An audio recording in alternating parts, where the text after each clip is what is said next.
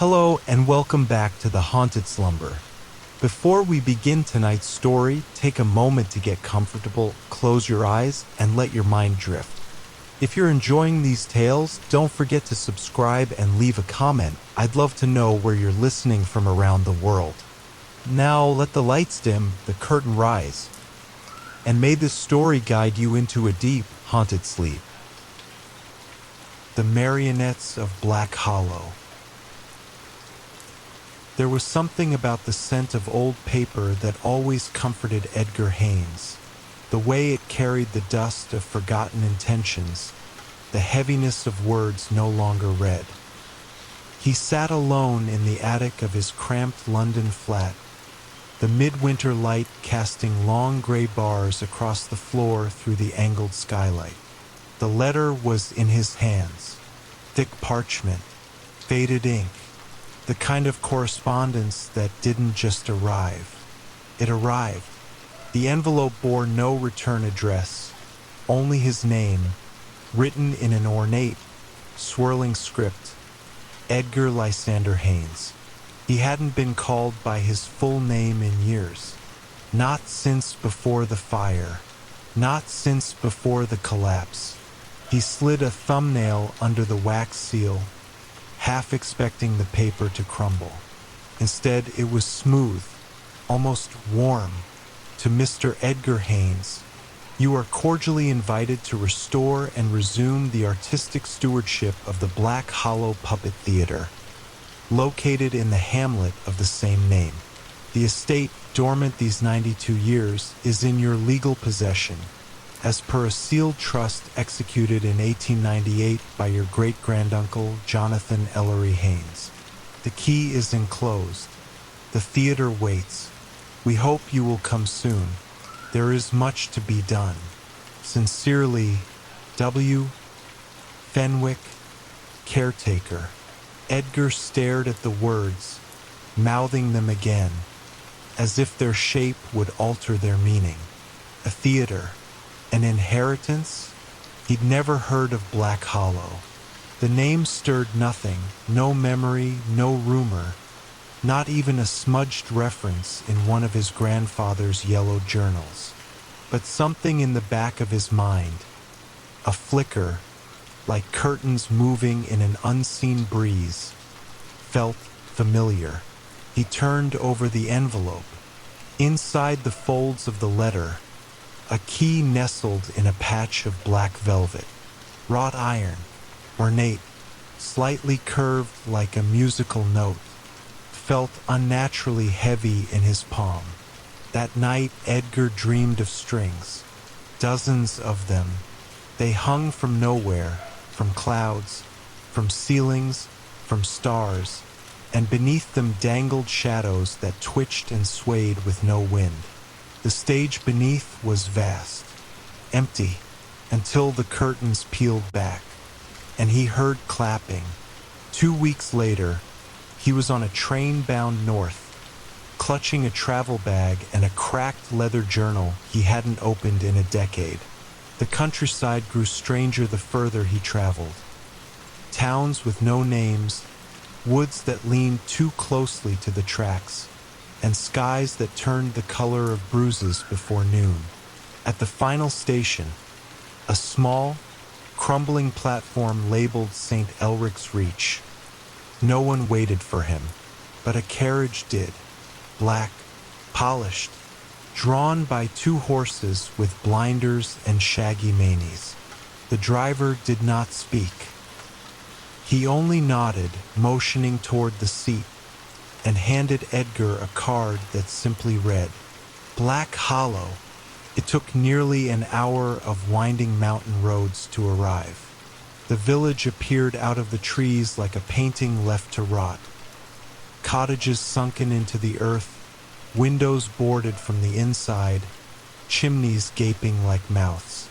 No one walked the streets. No dogs barked.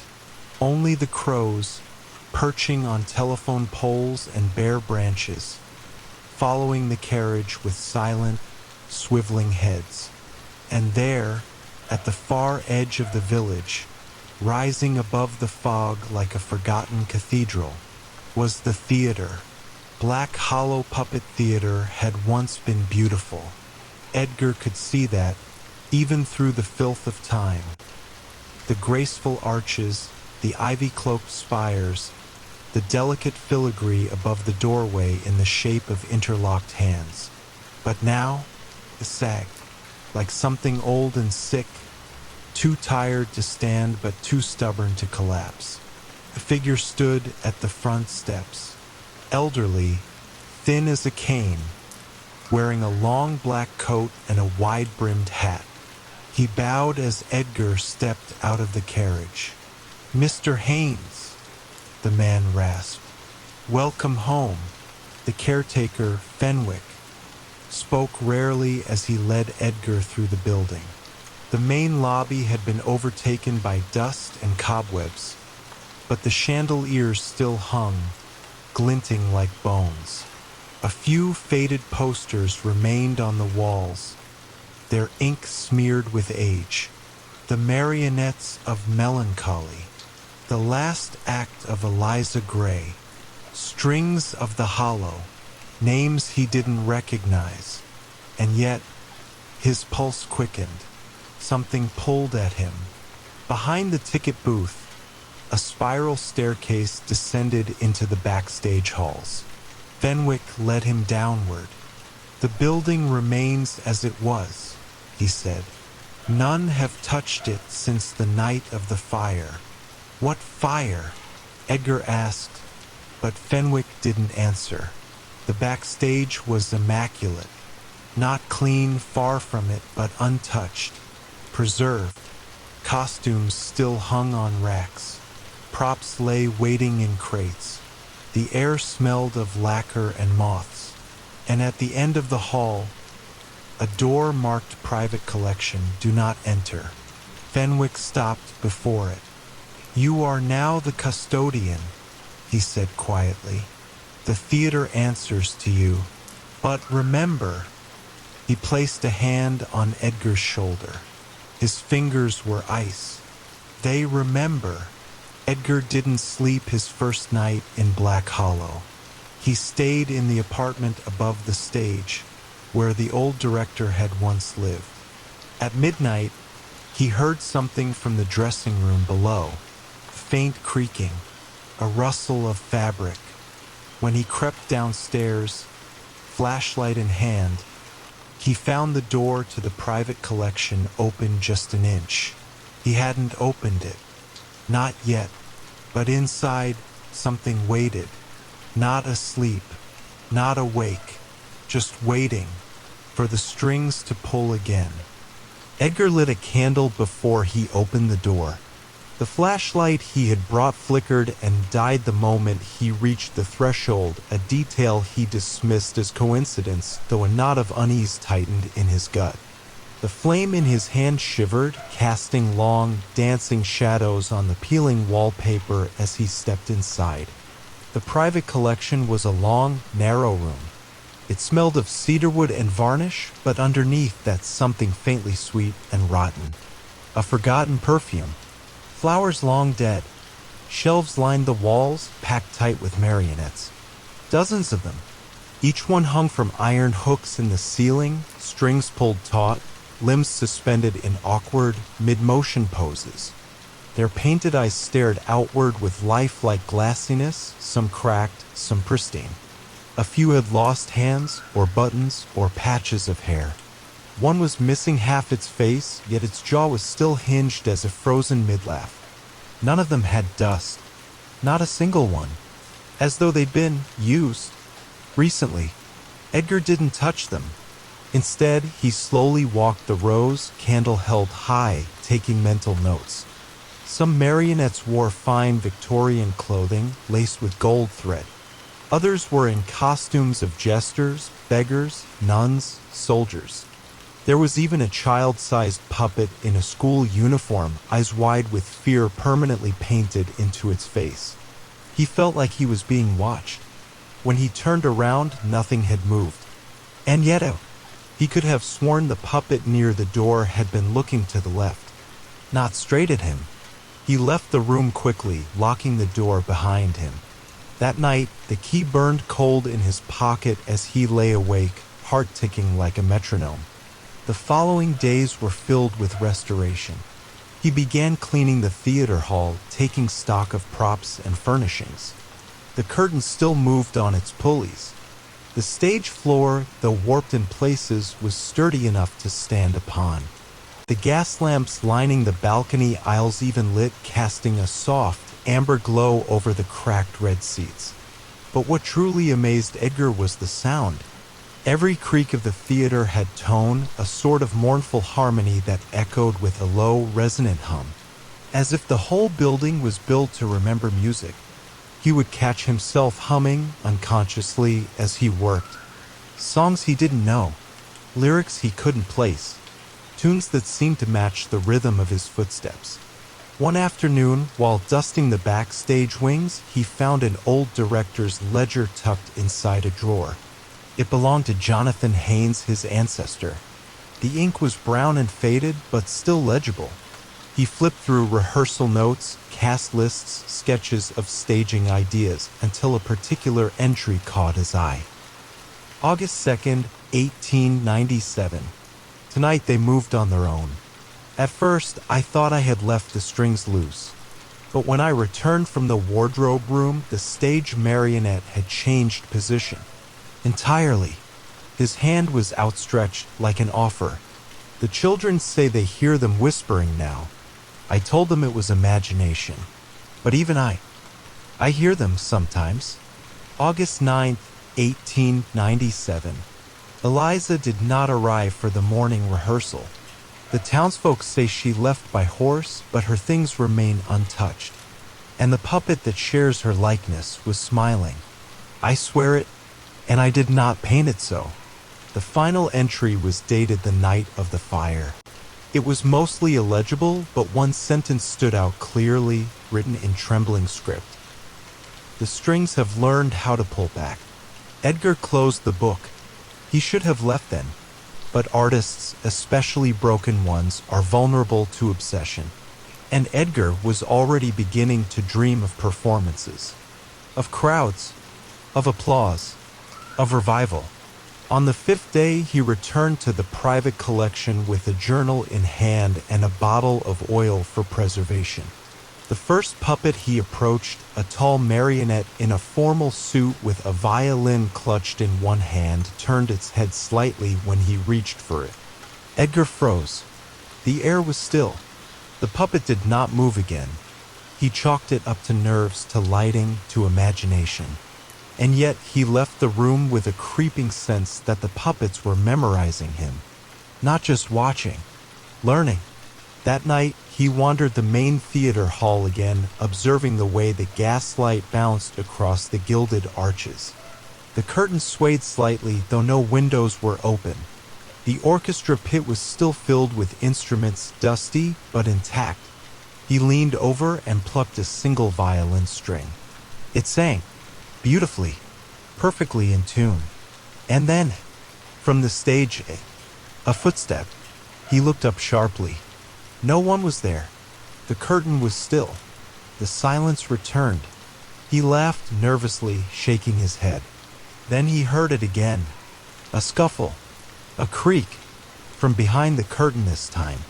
Edgar took one slow step toward the stage stairs. Another.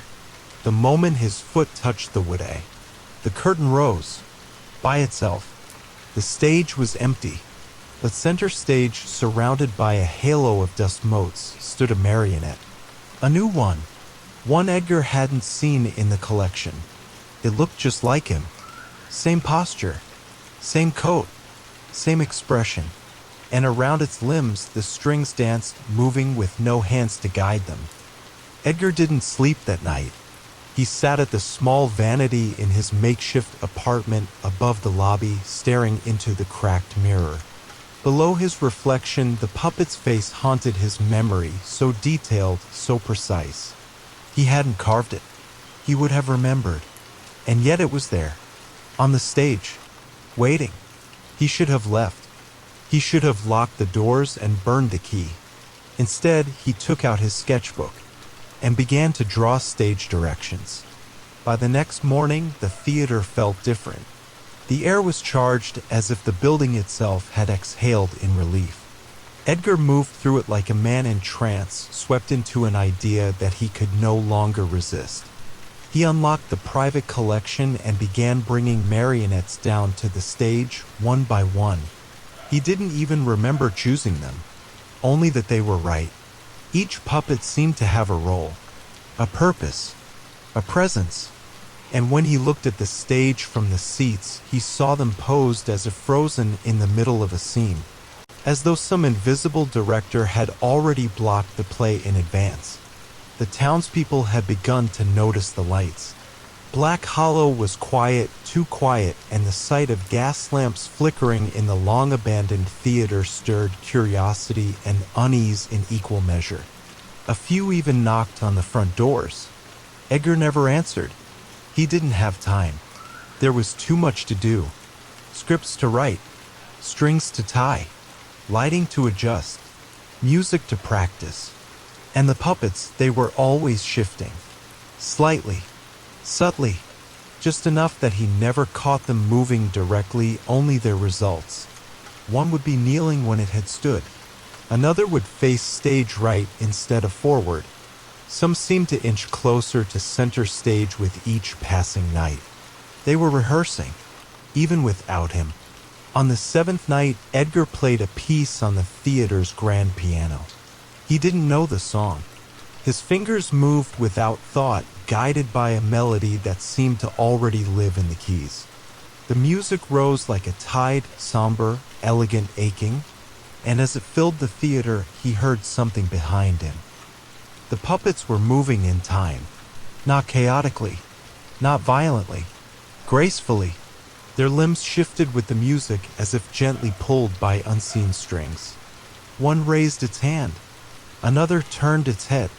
They danced like actors following cues in a play they already knew. He stopped playing. They froze. A marionette near the front of the stage tilted its head toward him ever so slightly. Later, in the journal of Jonathan Haynes, he found this entry. August 15, 1897. It is not the puppets who mimic the actors. It is the actors who become the puppets. Once they have heard the music, the strings begin to reach out. The dreams came next. Dark velvet curtains. Applause from a faceless audience. His own voice reciting monologues he had never written. He would wake with aching fingers, splinters in his skin, as though he had been carving in his sleep. And sometimes, he would wake on the stage, not remembering how he got there. The puppet that looked like him was always near. Closer, now, always watching. Edgar began to lose time. He would blink and find hours had passed. He'd look up from sketching stage notes and see the sun had gone down. His meals sat untouched on the counter, cold and congealed. His phone left dead in the corner, forgotten. The outside world was fading. Only the theater mattered. Only the performance. And then came the first audience. It was a stormy night, the kind where wind howls like wolves and trees claw at windows. Edgar stood at the edge of the balcony overlooking the stage. Below him, the seats were full. Every row, every chair, occupied by silhouettes. He could not see their faces, just outlines. Shadowed figures dressed in faded clothes, some in bonnets, some with top hats, others with scarves. They sat in stillness, heads tilted toward the stage, waiting. Edgar's voice cracked as he whispered into the empty theater. "Who are you?" The shadows said nothing, but somewhere below a violin string was plucked. The curtain rose, and the puppets began to move. They performed a wordless drama, a slow, mournful tale of a child lost in the woods, guided by a stranger in black. A betrayal, a fire, a scream, a lullaby, and then a moment when the puppet resembling Edgar stepped forward and spoke. Its mouth moved, and through it came Edgar's own voice. The strings remember what the hands forget. And now the show must go on. The audience applauded. a thunderous, unnatural sound that echoed from nowhere and everywhere at once. The balcony trembled beneath Edgar's feet. When he looked again, the seats were empty. Every last one. He sat on the edge of the stage for hours, shaking. The puppets were still now, back in their original poses. The music had stopped, but Edgar knew that was only the first rehearsal. The real performance was yet to come. And the strings? They were tightening. The next morning, Edgar found a letter nailed to the inside of the theater door. Not slipped beneath it. Nailed. It was yellowed, brittle at the edges, written in deep red ink. But the paper was warm, as if freshly handled. There was no return address. Just 4 words on the outside. For the conductor. He opened it with trembling fingers. Do not let them choose you. You must choose them. The theater needs an audience, but the strings require a host. There was no signature, but the writing looked familiar. It looked like his. That day, Edgar descended into the theater's undercroft, a basement he hadn't yet explored. The door was old, metal-banded, and locked from the outside. The key, oddly enough, was already in his pocket. He didn't remember putting it there. He opened the door and descended. The air grew colder with each step. The wood gave way to stone. The hallway sloped, deeper than a basement should go. The walls were marked with ancient theater posters, stained and curling. He passed one that read, "A Marionette's Tragedy, starring those who never leave the stage." Another read, "Directed by the hands of memory, produced by the willing vein." Beneath the posters, scratch marks lined the walls.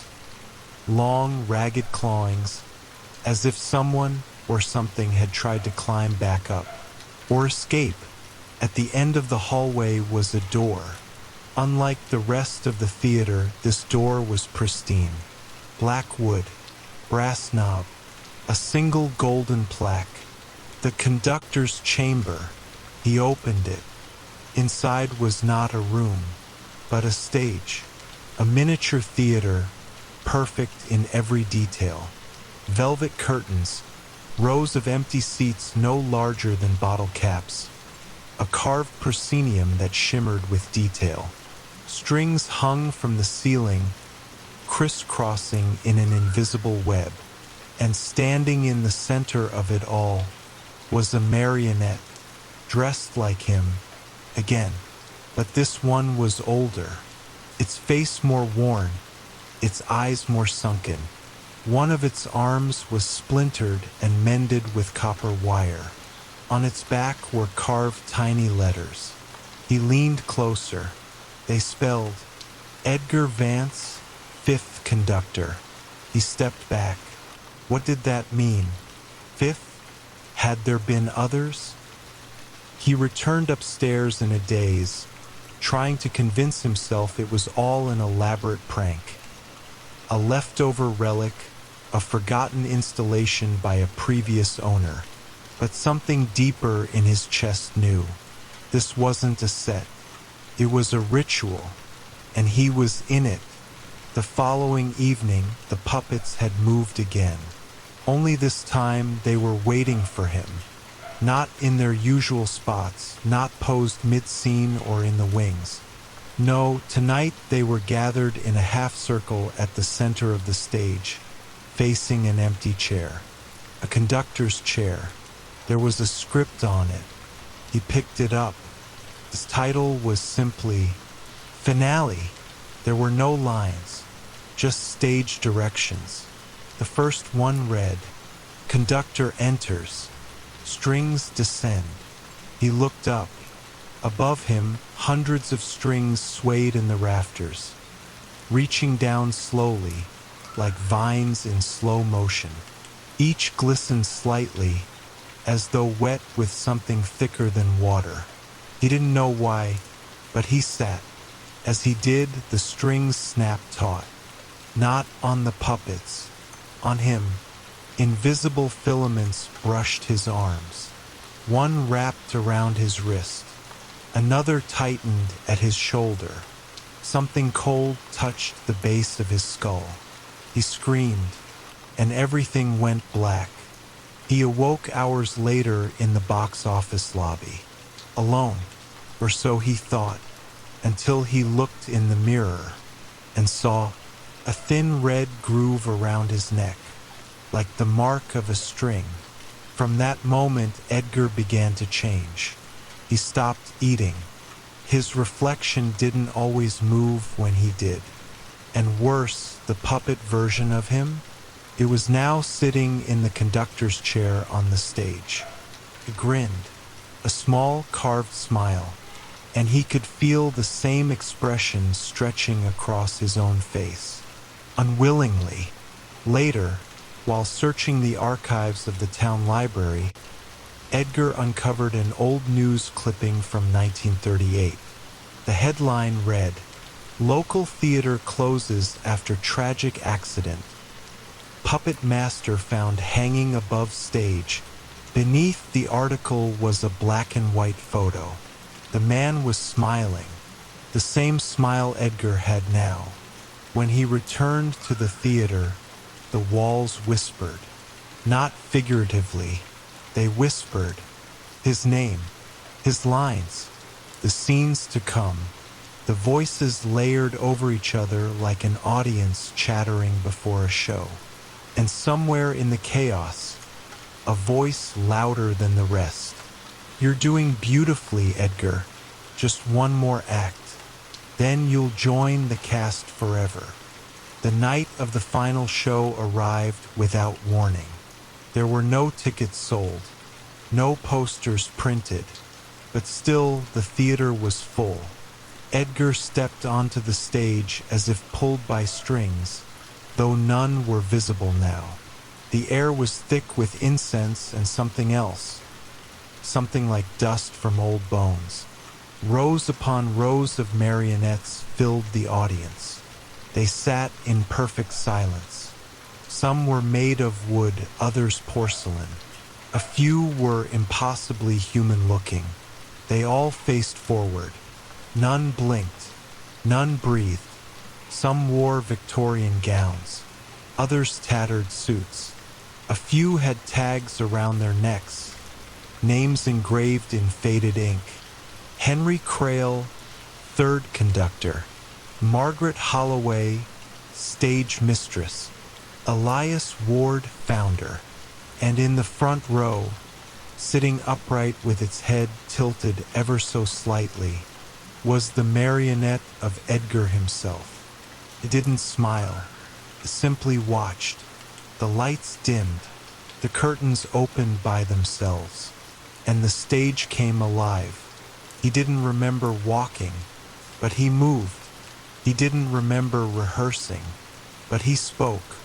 Each line came out of him like breath turned to fog, curling in the air and freezing as it left his lips. The play wasn't written. It was remembered by the stage, the floorboards, the red velvet soaked in decades of footsteps. Behind him, sets shifted without crew. Props floated into place. Other actors appeared, marionettes with barely visible strings, moving as if alive. One by one they took their places, delivering lines and voices he half recognized.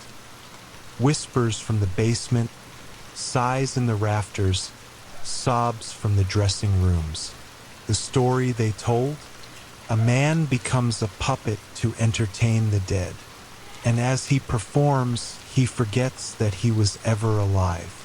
Midway through the act, Edgar caught a glimpse of the wings. There, watching from the shadows, stood his true self, slack-jawed, trembling, eyes hollow. A reflection or a memory? It was impossible to say, but as he reached toward it, a sharp pain pulled his arm upward, like an unseen puppeteer had yanked too hard. The pain was real. He screamed, The audience clapped. At the climax, the stage transformed into a replica of the theater itself. Set within a set, mirrors within mirrors. He stood in front of a miniature version of the very audience he now faced. Their tiny heads tilted at the same angle, their painted mouths open in silent laughter. The script called this part the bow, and so he bowed. But as he did, the stage collapsed beneath him. He fell through darkness, long enough to forget the feel of gravity, long enough for his breath to become part of the black. And then he landed in a chair, familiar, high-backed, wood, brass nameplate, conductor. All around him were strings, but now they led downward. He looked below and saw the stage. He was no longer on it. He was above it, and his arms began to move, not because he willed them, but because they were pulling the strings of a puppet below. A new actor, someone else, a young man, terrified, just like he had been. That was the curse, not to perform, but to direct the performance, endlessly, for each new soul the theater claimed. He tried to cry out, but no sound came, only the rustling of strings. And far below, the new actor looked up, straight into Edgar's eyes, and mouthed, "Help me." The curtains closed. Applause rose, but there were no hands, only strings, beating the air like 1,000 invisible wings. From that day forward, if anyone passed the ruins of the Black Hollow Theater, and sometimes on very quiet nights they still do, they say they can hear music, soft, old, and sometimes they see a light flickering in the box office. A man inside, face pale, eyes empty, waving, waiting for someone else to take his place.